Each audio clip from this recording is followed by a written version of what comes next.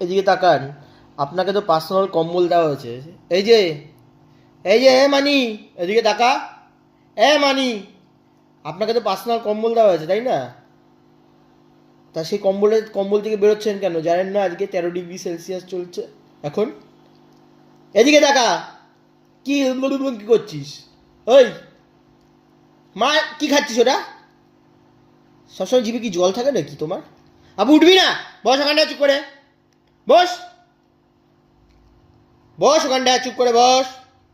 আবার কি তাকাচ্ছিস কি?